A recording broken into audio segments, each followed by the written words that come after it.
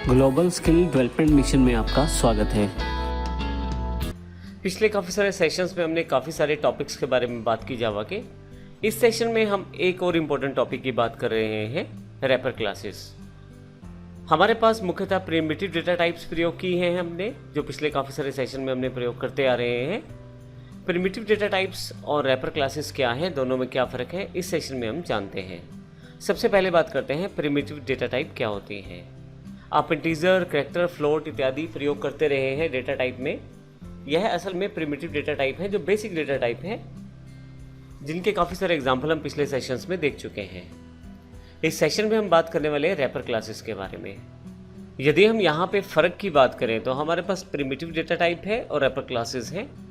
Primitive data type वही data types हैं जो हम पिछले काफ़ी सारे एग्जाम्पल्स में प्रयोग करते आ रहे हैं। बुलियन है, बाइट है, शॉर्ट इत्यादि। रैपर क्लासेस भी हमारे पास इस सेशन में जो इंट्रोड्यूस हुई हैं, कुछ वैसे ही नाम के हैं जैसे प्रिमिटिव डेटा टाइप्स हैं आपके पास। जैसे बुलियन में रैपर क्लास में बी बड़ा हो गया है, क्लास का नाम है Boolean. Primitive data type byte है तो यहाँ बी बड़ा हो गया है, बाइट। इस तरह से शॉर्ट का एस बड़ा है। करैक्टर के पूरे स्पेलिंग्स जो हैं वो कंप्लीट लिखे गए हैं। इंटीजर में भी इसी तरह से कंप्लीट लिखा गया है। तो मुख्य जो फ़र्क नज़र आ रहा है, यदि आप यहाँ देखें तो यहाँ शुरुआत की गई है छोटे लेटर से, स्मॉल लेटर से, जबकि रैपर क्लासेस में शुरुआत की गई है बड़े लेटर से, अर्थात कैपिटल के से। अब दोनों में मुख्य फ़र्क ये है कि जब आप प्रिमिटिव से डेटा को स्टोर करते हैं तो वह एज अ वेरिएबल स्टोर होता है, लेकिन जब आप रैपर क्लासेस के साथ उसके दिए गए मेथड्स के साथ डेटा स्टोर करते हैं तो आपका यह डेटा ऑब्जेक्ट के रूप में स्टोर होता है। तो यह मुख्य फ़र्क है। प्रिमिटिव में डेटा वेरिएबल के रूप में स्टोर होगा, जबकि रैपर क्लासेस में डेटा जो है वो एज एन ऑब्जेक्ट स्टोर होगा।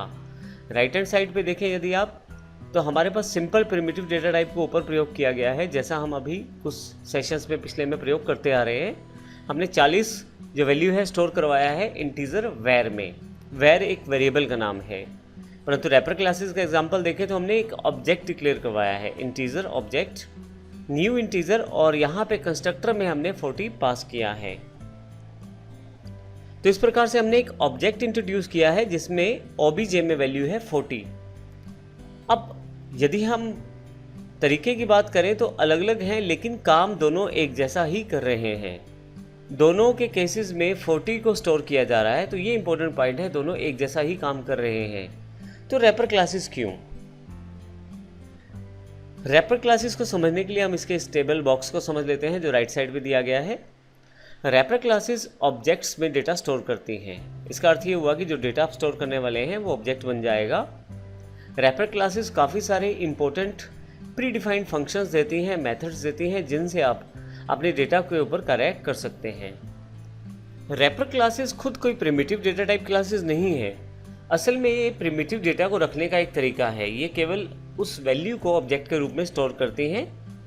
इसी तरह से जब हमें प्रिसिशन रिक्वायर्ड हो, मान लीजिए आप बैंकों में किसी तरह की कैलकुलेशन है या फाइनेंस ऑर्गेनाइजेशंस में किसी तरह की कैलकुलेशन है जहाँ पे हमें बहुत सही तरीके से कैलकुलेशन करना है, काफ़ी सारे दशमलव के स्थानों तक भी हमें सही आउटपुट चाहिए, तो ऐसे केस में हम रैपर क्लासेस का प्रयोग करते हैं, क्योंकि वहाँ पे बहुत ज़्यादा इफेक्टिव रहती हैं।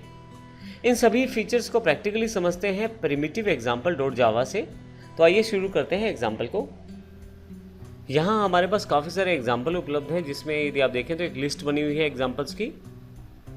यहाँ पे आप प्रिमिटिव जो एग्जाम्पल हमने प्रयोग करना है उसको चुन लें। यहाँ हमारे पास प्रिमिटिव एग्जाम्पल हमारे पास यहाँ अवेलेबल है। डबल क्लिक करके इसे ओपन कर लेता हूँ। अब देखें तो इसमें हमने एक प्रिमिटिव डेटा को प्रयोग किया है जो एक डिफ़ॉल्ट सिस्टम है, जैसे पहले भी प्रयोग कर रहे थे। हमने एक क्लास बनाई है प्रिमिटिव एग्जाम्पल, और इसमें हमने एक डी वेरिएबल क्रिएट किया है जो डबल डेटा टाइप का है, और इसमें हमने एक वैल्यू स्टोर कर दी है और फाइनली इस वैल्यू को प्रिंट करवा दिया है। यदि एग्जीक्यूट करूं तो नॉर्मल आउटपुट है 197.45। तो कुछ इस तरह से प्रिमिटिव एग्जाम्पल्स प्रयोग करते आ रहे हैं, जो इससे पहले भी हमने डेटा को स्टोर किया है। पर ये कार्य तो हम पिछले सेशंस में भी कर चुके हैं, तो प्रिमिटिव का एग्जाम्पल हमें पहले से क्लियर है, लेकिन ये केवल आपको समझाने के लिए, दोनों में कंपैरिजन के लिए दिखाया गया है। अब हम बात करते हैं रैपर के बारे में। अब यहाँ पे यदि आप देखें तो यदि हमें किसी वेरिएबल में वैल्यू स्टोर करनी है तो कुछ इस तरह से स्टोर करते हैं वैल्यू, वेरिएबल इक्वल टू 40। लेकिन किसी रैपर क्लास में वैल्यू स्टोर करनी हो तो ऑब्जेक्ट क्रिएट करना होता है। तो इसके लिए हमने इंटीजर क्लास ली है, जो कि जावा में पहले से एक प्री डिफाइंड रैपर क्लास है, उसका एक ऑब्जेक्ट क्रिएट किया है ओबीजी के नाम से।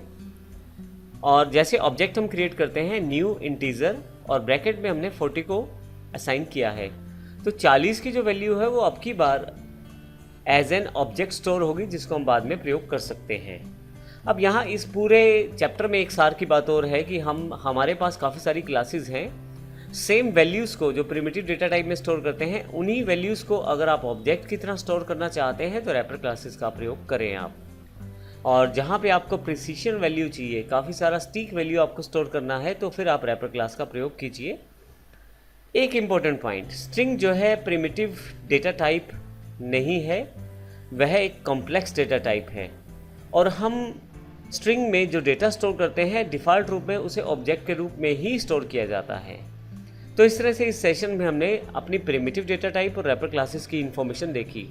अगले सेशन में हम प्रैक्टिकल रूप में देखते हैं कि रैपर क्लासेस का प्रयोग किस प्रकार किया जाता है। धन्यवाद।